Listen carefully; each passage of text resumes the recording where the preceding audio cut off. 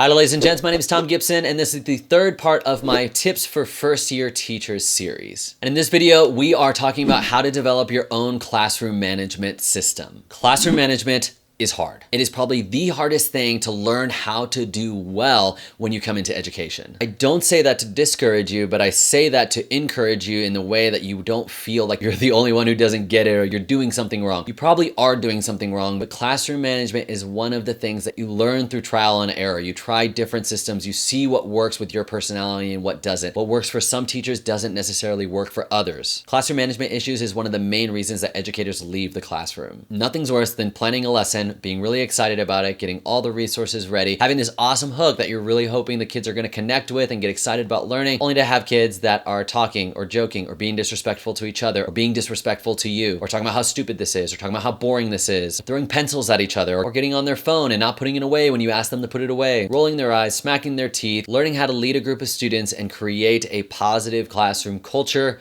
is challenging. And that's really what classroom management is about, is the culture that you are creating and allowing to be created in your classroom. Developing a culture where students respect each other, where students respect you, where students are willing to do the work that you present to them. It takes trial and error and it takes practice. You have to see different teachers online and read different books on classroom management and try this and that and see like that makes sense, or my students respond well to this, or this felt awkward for me, and mix and match the pieces of classroom management and the tips that you hear from other teachers in a way that jive with you and your personality and the grade level of the kids that you're teaching. My biggest tip when it comes to classroom management is building positive relationships with the students is probably the most powerful tool that you have in creating a positive classroom culture and in turn having good classroom management. That doesn't mean that you're working to get every kid to like you, but you are working to get every kid to respect you in your class. I talked a little bit more about this in a previous video about 5 of the biggest mistakes that I've made as an educator and sometimes continue to make even after 8 years in the classroom. But even with positive relationships, classroom management doesn't magically just happen. There are certain things that need to be put in place, certain expectations that need to be expressed and maintained. I do have a couple tips and resources in helping you develop your own classroom management plan. The first thing, if you are not a teacher yet, I recommend that you substitute teach as much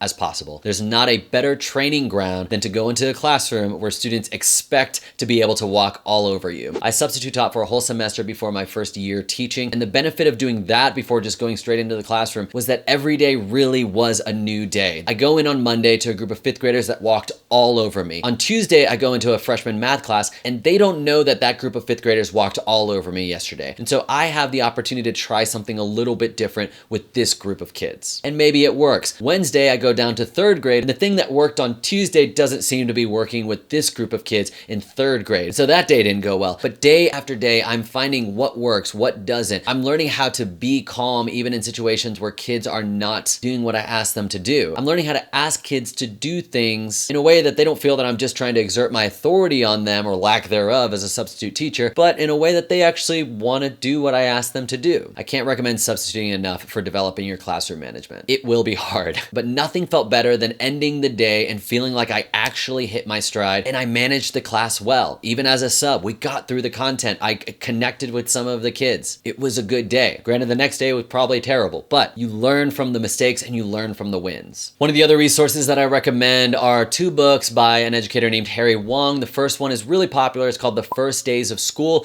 It is all about creating classroom routines and procedures. I read that every summer for the first 3 years of teaching and it was really beneficial. He's come out with another book called The Classroom Management Book. I haven't read that book, but from what I know, it's a revised version and even more specific in helping you develop your classroom management plan. It's got examples from all different grade levels in there, and so I would recommend that as well. I also want to link to another teacher YouTuber named Reynolds. His YouTube channel is called Real Rap with Reynolds, and he teaches an all-boys high school in West Philadelphia, and he's got an excellent video on his classroom management strategies and the different routines and procedures that he has in place that I think are worth checking out no matter what grade level you teach. In the comments down below, let me know what you have tried in the classroom that you feel has been a really effective classroom management strategy for you, or something that you've tried that you're like, nope, that doesn't work. Feel free to also ask what you're struggling with. If you're another teacher, take a look look to see what other people are leaving down there. And if you have a word of advice for each other, go ahead and share it and share your experience. If you'd like to stay in the loop with upcoming videos like teaching tips like this one, as well as teaching blogs and lots of other things related to education, feel free to subscribe. I also have a podcast called Stories from the Classroom, and it is an NPR style education podcast where I'm exploring innovative ideas in the classroom. I generally design it around a theme where I'll interview teachers, but you'll also hear actual audio from the classroom of